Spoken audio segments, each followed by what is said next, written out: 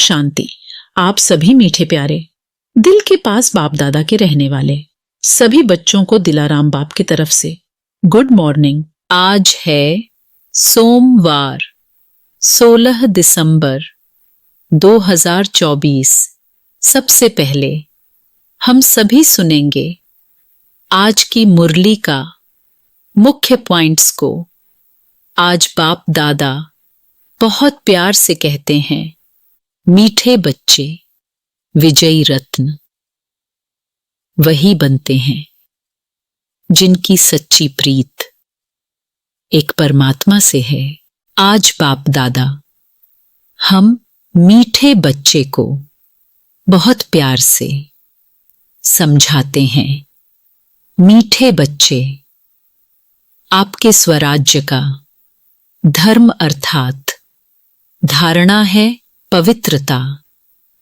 एक धर्म अर्थात एक धारणा, स्वप्न व संकल्प मात्र भी अपवित्रता अर्थात दूसरा धर्म न हो, क्योंकि जहां पवित्रता है वहां अपवित्रता अर्थात व्यर्थ व विकल्प का नाम निशान नहीं होगा।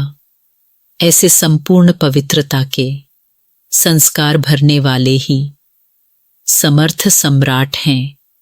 अभी के श्रेष्ठ संस्कारों के आधार से भविष्य संसार बनता है। अभी के संस्कार भविष्य संसार का फाउंडेशन है। और बाबा कहते हैं, ज्ञान सागर बाप जो रोज बेहद की पढ़ाई पढ़ाते हैं, उस पर विचार सागर मंथन करना है। जो पढ़ा है वह दूसरों को भी जरूर पढ़ाना है। यह बेहद का ड्रामा कैसे चल रहा है, यह अनादि बना बनाया वंडरफुल ड्रामा है। इस राज्य को अच्छी रीति समझकर फिर समझाना है। अब सुनेंगे आज की मुरली को विस्तार से। आज की मुरली का सार है। आज बाप दादा बहुत प्यार से कहते हैं, मीठे बच्चे, यह पावन बनने की पढ़ाई सब पढ़ाइयों से सहज है। इसे बच्चे जवान बूढ़े सब पढ़ सकते हैं। सिर्फ 84 जन्मों को जानना है। आज भगवान हम बच्चों से प्रश्न पूछते हैं कि हर एक छोटे व बड़े को कौन सी प्रैक्टिस जरूर करनी चाहिए। आज हम बच्चे भगवान का प्रश्न का क्या उत्तर देंगे। आज का उत्तर है, हर एक को मुरली चलाने की प्रैक्टिस जरूर करनी चाहिए, क्योंकि तुम मुरलीधर के बच्चे हो। अगर मुरली नहीं चलाते हो तो ऊंच पद नहीं पा सकेंगे। किसी को सुनाते रहो तो मुख खुल जाएगा। तुम हर एक को बाप समान टीचर जरूर बनना है। जो पढ़ते हो वह पढ़ाना है। छोटे बच्चों को भी यह पढ़ाई पढ़ने का हक है। वह भी बेहद के बाप का वर्षा लेने के अधिकारी हैं। ओम शांति। अभी आती है शिव बाबा की जयंती। उस पर कैसे समझाना चाहिए। बाप ने तुमको समझाया है, वैसे तुमको फिर औरों को समझाना है। ऐसे तो नहीं बाबा जैसे तुमको पढ़ाता है वैसे बब्बा को ही सबको पढ़ाना है। शिव बाबा ने तुमको पढ़ाया है, जानते हो, इस शरीर द्वारा पढ़ाया है। बरोबर हम शिव बाबा की जयंती मनाते हैं, हम नाम भी शिव का लेते हैं। वह तो है ही निराकार, उनको शिव कहा जाता है। वो लोग कहते हैं शिव तो जन्म मरण रहित है, उनकी फिर जयंती कैसे होगी, यह तो तुम जानते हो। कैसे नंबरवार मनाते आते हैं, मनाते ही रहेंगे, तो उन्हों को समझाना पड़े। बाप आकर इस तन का आधार लेते हैं, मुख तो जरूर चाहिए, इसलिए गौमुख की ही महिमा है। यह राज जरा पेंचीला है शिव बाबा के। ऑक्यूपेशन को समझना है। हमारा बेहद का बाप आया हुआ है, उनसे ही हमको बेहद का वर्षा मिलता है। बरोबर भारत को बेहद का वर्षा था, और किसको होता नहीं, भारत को ही सचखंड कहा जाता है, और बाप को भी टूथ कहा जाता है। तो यह बातें समझानी पड़ती हैं। फिर कोई को जल्दी समझ में नहीं आता है, कोई झट समझ जाते हैं। यह योग और एजुकेशन, पढ़ाई दोनों खिसकने वाली चीजें हैं। उसमें भी योग जास्ती खिसकता है। नॉलेज तो बुद्धि में रहती ही है, बाकी याद ही घड़ी घड़ी भूलते हैं। नॉलेज तो तुम्हारी बुद्धि में है ही कि हम कैसे 84 जन्म लेते हैं। जिनको यह नॉलेज है वही बुद्धि से समझ सकते हैं कि जो पहले पहले नंबर में आते हैं वही 84 जन्म लेंगे। पहले ऊंच ते ऊंच लक्ष्मी नारायण को कहेंगे। नर से नारायण बनने की कथा भी नामी ग्रामी है। पूर्णमासी पर बहुत जगह सत्यनारायण की कथा चलती है। अभी तुम जानते हो, हम सचमुच बाबा द्वारा नर से नारायण बनने की पढ़ाई पढ़ते हैं। यह है पावन बनने की पढ़ाई, और है भी सब पढ़ाइयों से बिल्कुल सहज। 84 जन्मों के चक्र को जानना है, और फिर यह पढ़ाई सबके लिए एक ही है। बूढ़े बच्चे जवान जो भी हो, सबके लिए एक ही पढ़ाई है। छोटे बच्चों को भी हक है। अगर मां बाप इन्हों को थोड़ा थोड़ा सिखाते रहें तो टाइम तो बहुत पड़ा है। बच्चों को भी यह सिखाया जाता है कि शिव बाबा को याद करो। आत्मा और शरीर दोनों का बाप अलग अलग है। आत्मा बच्चा भी निराकारी है, तो बाप भी निराकारी है। यह भी तुम बच्चों की बुद्धि में है। वह निराकार शिव बाबा हमारा बाप है। कितना छोटा है, यह अच्छी रीति याद रखना है, भूलना नहीं चाहिए। हम आत्मा भी बिंदी मिसल छोटी हैं, ऐसे नहीं। ऊपर जाएंगे तो बड़ी दिखाई पड़ेगी, नीचे छोटी हो जाएगी। नहीं, वह तो है बिंदी। ऊपर में जाएंगे तो तुमको जैसे देखने में भी नहीं आएगी। बिंदी है ना, बिंदी क्या देखने में आएगी। इन बातों पर बच्चों को अच्छी रीति विचार भी करना है। हम आत्मा ऊपर से आई हैं, शरीर से पाठ बजाने।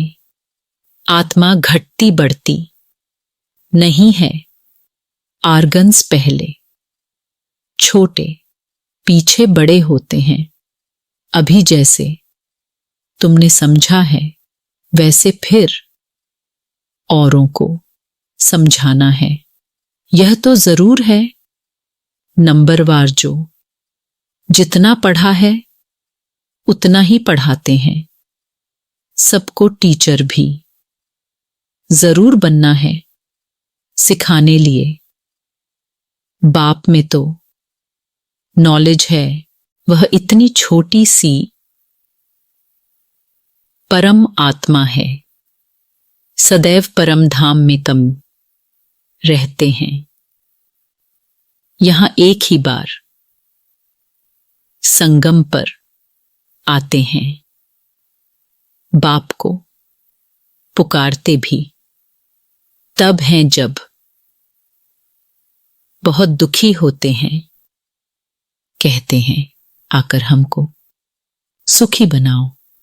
बच्चे अब जानते हैं हम पुकारते रहते हैं बाबा, आकर हमको पतित दुनिया से नई सतयुगी सुखी पावन दुनिया में ले चलो, अथवा वहां जाने का रास्ता बताओ। वह भी जब खुद आवे तब तो रास्ता बतावे। वह आएंगे तब जब दुनिया को बदलना होगा। यह बड़ी सिंपल बातें हैं, नोट करना है। बाबा ने आज यह समझाया है, हम भी ऐसे समझाते हैं। ऐसी प्रैक्टिस करते करते मुख खुल जाएगा।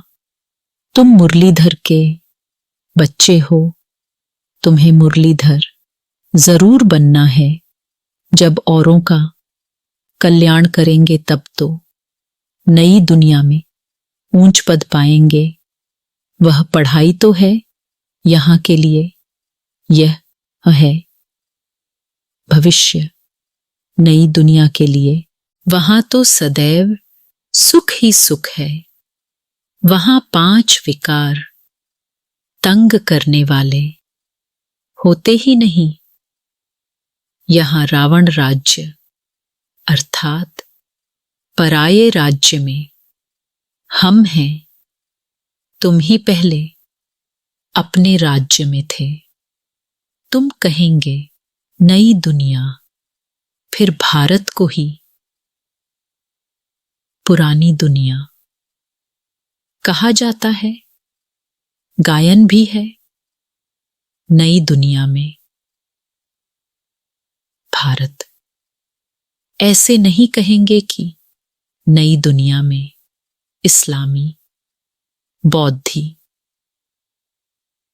नहीं। अभी तुम्हारी बुद्धि में है बाप आकर हम बच्चों को जगाते हैं। ड्रामा में पाठ ही उनका ऐसा है, भारत को ही आकर स्वर्ग बनाते हैं। भारत ही पहला देश है।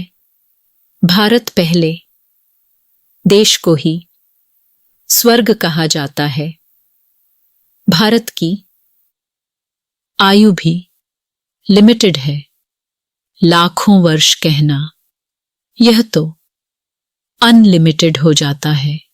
लाखों वर्ष की कोई बात स्मृति में आ ही न सके। नया भारत था, अब पुराना भारत ही कहेंगे। भारत ही नई दुनिया होगी, तुम जानते हो। नई दुनिया के मालिक बन रहे हैं। बाप ने राय बताई है, मुझे याद करो तो तुम्हारी आत्मा नई प्योर बन जाएगी। फिर शरीर भी नया मिलेगा। आत्मा और शरीर दोनों सतो प्रधान बनते हैं। तुमको राज्य मिलता ही है सुख के लिए। यह भी ड्रामा अनादि बना हुआ है। नई दुनिया में सुख और शांति है। वहां कोई तूफान आदि नहीं होते। बेहद की शांति में सब शांत हो जाते हैं। यहां है अशांति तो सब अशांत हैं। सतयुग में सब शांत होते हैं। वंडरफुल बातें हैं ना। यह अनादि बना बनाया खेल है। यह है बेहद की बातें। वह है हद की। बैरिस्ट्री इंजीनियरी आदि पढ़ते हैं। अभी तुम्हारी बुद्धि में बेहद की नॉलेज है। एक ही बार बाप आकर बेहद ड्रामा का राज समझाते हैं। आगे तो यह नाम भी नहीं सुना था कि बेहद का ड्रामा कैसे चलता है। अभी समझते हो। सतयुग त्रेता जरूर वह पास्ट हो गया। उसमें इनका राज्य था। त्रेता में राम राज्य था। पीछे फिर और धर्म आए हैं। इस्लामी, बौद्धि, क्रिश्चियन सब धर्मों का पूरा मालूम है। यह सब 2500 वर्ष के अंदर आए हैं। उसमें 1250 वर्ष कलयुग है। सब हिसाब है ना। ऐसे तो नहीं सृष्टि की आयु ही 2500 वर्ष है। नहीं। अच्छा फिर और कौन था? विचार किया जाता है। इन्हों के आगे बरोबर देवी देवता वह भी थे तो मनुष्य ही, परंतु दैवी गुणों वाले थे। सूर्यवंशी, चंद्रवंशी 2500 वर्ष में। बाकी आधा में वह सब थे। इससे जास्ती का तो कोई हिसाब किताब निकल न सके। फुल, पौना, आधा, चौथा 4 हिस्सा हैं। कायदे सिर टुकड़ा टुकड़ा करेंगे ना। आधा में तो यह है, कहते भी हैं सतयुग में सूर्यवंशी राज्य, त्रेता में चंद्रवंशी राम राज्य। यह तुम सिद्ध कर बतलाते हो तो जरूर। सबसे बड़ी आयु उनकी होगी जो पहले पहले सतयुग में आते हैं। कल्प ही 5000 वर्ष का है। वो लोग 84 लाख योनियां कह देते हैं तो कल्प की आयु भी लाखों वर्ष कह देते। कोई माने भी नहीं। इतनी बड़ी दुनिया हो भी न सके तो बाप बैठ समझाते हैं। वह सब है अज्ञान और यह है ज्ञान। ज्ञान कहां से आया यह भी किसको पता नहीं है ज्ञान का सागर तो एक ही बाप है, वही ज्ञान देते हैं मुख से, कहते हैं गौमुख। इस गौ माता से तुम सबको एडाप्ट करते हैं। यह थोड़ी सी बातें समझाने में तो बहुत सहज हैं, एक रोज समझाकर फिर छोड़ देंगे तो बुद्धि फिर और बातों में लग जाएगी। स्कूल में एक दिन पढ़ा जाता है या रेगुलर पढ़ना होता है। नॉलेज एक दिन में नहीं समझी जा सकती है। बेहद का बाप हमको पढ़ाते हैं तो जरूर बेहद की पढ़ाई होगी। बेहद का राज्य देते हैं। भारत में बेहद का राज्य था ना। यह लक्ष्मी नारायण बेहद का राज्य करते थे। किसको यह बातें स्वप्न में भी नहीं है जो पूछें कि इन्होंने राज्य कैसे लिया। उन्होंने प्योरिटी जास्ती थी। योगी है ना, इसलिए आयु भी बड़ी होती है। हम ही योगी थे। फिर 84 जन्म ले, भोगी भी जरूर बनना है। मनुष्य नहीं जानते कि यह भी जरूर पुनर्जन्म में आए होंगे। इन्हों को भगवान भगवती नहीं कहा जाता। इनसे पहले तो कोई है नहीं जिसने 84 जन्म लिया हो। पहले पहले जो सतयुग में राज्य करते हैं वही 84 जन्म लेते हैं। फिर नंबरवार नीचे आते हैं। हम आत्मा सो देवता बनेंगे। फिर हम सो क्षत्रिय। डिग्री कम होगी। गाया भी जाता है। पूज्य सो पुजारी। सतो प्रधान से फिर तमो प्रधान बनते हैं। ऐसे पुनर्जन्म लेते लेते नीचे चले जाएंगे।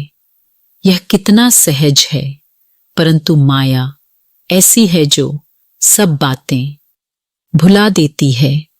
यह सब पॉइंट्स इकट्ठी कर किताब आदि बनाएं, लेकिन वह तो कुछ रहेंगी नहीं। यह टेम्परेरी है। बाप ने कोई गीता नहीं सुनाई थी। बाप तो जैसे अब समझा रहे हैं ऐसे समझाया था। यह वेद शास्त्र आदि सब बाद में बनते हैं। यह सब होल लॉट जो है विनाश होगा तो यह सब जल जाएंगे। सतयुग त्रेता में कोई पुस्तक होता नहीं। फिर भक्ति मार्ग में बनते हैं। कितनी चीजें बनती हैं। रावण को भी बनाते हैं, परंतु बेसमझी से कुछ भी बता नहीं सकते। बाप समझाते हैं। यह हर वर्ष बनाते हैं और जलाते हैं। जरूर यह बड़ा दुश्मन है, परंतु दुश्मन कैसे है यह कोई नहीं जानते। वह समझते सीता चुरा ले गए, इसलिए शायद दुश्मन है। राम की सीता को चुरा ले जावे तो बड़ा डाकू हुआ ना। कभी चोरी की त्रेता में कहें व त्रेता के अंत में इन बातों पर भी विचार किया जाता है। कभी चोरी होनी चाहिए। कौन से राम की सीता चोरी हुई? राम सीता की भी राजधानी। चली है क्या एक ही राम सीता, चले आए हैं क्या? यह तो शास्त्रों में जैसे एक कहानी लिखी हुई है। विचार किया जाता है। कौन सी सीता? 12 नंबर होते हैं ना। राम सीता तो कौन सी? सीता को चुराया जरूर पिछाड़ी का होगा। यह जो कहते हैं राम की सीता चुराई गई। अब राम के राज्य में सारा समय एक का ही। राज्य तो नहीं होगा, जरूर डिनाइस्टी होगी। तो कौन से नंबर की सीता चुराई? यह सब बहुत समझने की बातें हैं। तुम बच्चे बड़ी शीतलता से किसी को भी यह सब राज समझा सकते हो। बाप समझाते हैं भक्ति मार्ग में मनुष्य कितना धक्का खाते खाते दुखी हो गए हैं। जब अति दुखी होते हैं तब रड़ियां मारते हैं, बाबा इस दुख से छुड़ाओ। रावण तो कोई चीज नहीं है ना। अगर है तो अपने राजा को फिर हर वर्ष मारते क्यों हैं? रावण की जरूर स्त्री भी होगी। मदोदरी दिखाते हैं, मदोदरी का बुत बनाकर जलाएं। ऐसा कभी देखा नहीं है। तो बाप बैठ समझाते हैं, यह है ही झूठी माया झूठी काया। अभी तुम झूठे मनुष्य से सच्चे देवता बनने बैठे हो। फर्क तो हुआ ना। वहां तो सदैव सच बोलेंगे। वह है सचखंड, यह है झूठखंड। तो झूठ ही बोलते रहते हैं। अच्छा, मीठे मीठे सिकीलधे बच्चों प्रति माता पिता बाप दादा का याद प्यार और गुड मॉर्निंग। रूहानी बाप की रूहानी बच्चों को नमस्ते। हम रूहानी बच्चों को रूहानी माता पिता बाप दादा को तहे दिल से याद प्यार और नमस्ते नमस्ते नमस्ते। धारणा के लिए मुख्य सार है। पहला पॉइंट्स है ज्ञान सागर। बाप जो रोज बेहद की पढ़ाई पढ़ाते हैं उस पर विचार सागर मंथन करना है। जो पढ़ा है वह दूसरों को भी जरूर पढ़ाना है। दूसरा पॉइंट्स है यह बेहद का ड्रामा कैसे चल रहा है। यह अनादि बना बनाया वंडरफुल ड्रामा है। इस राज को अच्छी रीति समझकर फिर समझाना है। आज का वरदान है पवित्रता की श्रेष्ठ धारणा द्वारा एक धर्म के संस्कार वाले समर्थ सम्राट भव। आज का वरदान है पवित्रता की श्रेष्ठ धारणा द्वारा एक धर्म के संस्कार वाले समर्थ सम्राट भव। आपके स्वराज्य का धर्म अर्थात धारणा है पवित्रता। एक धर्म अर्थात एक धारणा, स्वप्न व संकल्प मात्र भी अपवित्रता अर्थात दूसरा धर्म न हो। क्योंकि जहां पवित्रता है वहां अपवित्रता अर्थात व्यर्थ व विकल्प का नाम निशान नहीं होगा। ऐसे संपूर्ण पवित्रता के संस्कार भरने वाले ही समर्थ सम्राट हैं। अभी के श्रेष्ठ संस्कारों के आधार से भविष्य संसार बनता है। अभी के संस्कार भविष्य संसार का फाउंडेशन है। आज का स्लोगन है, विजयी रत्न वही बनते हैं जिनकी सच्ची प्रीत एक परमात्मा से है। आज का स्लोगन है, विजयी रत्न वही बनते हैं जिनकी सच्ची प्रीत एक परमात्मा से है।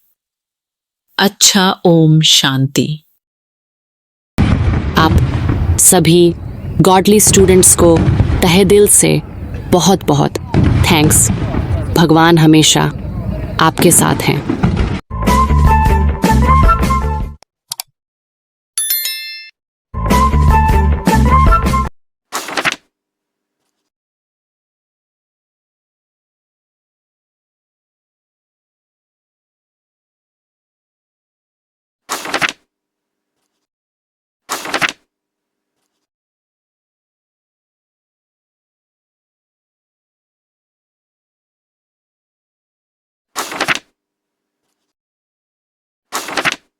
मैं शांत स्वरूप आत्मा हूं व मेरा स्वधर्म शांति है। अच्छा, ओम शांति।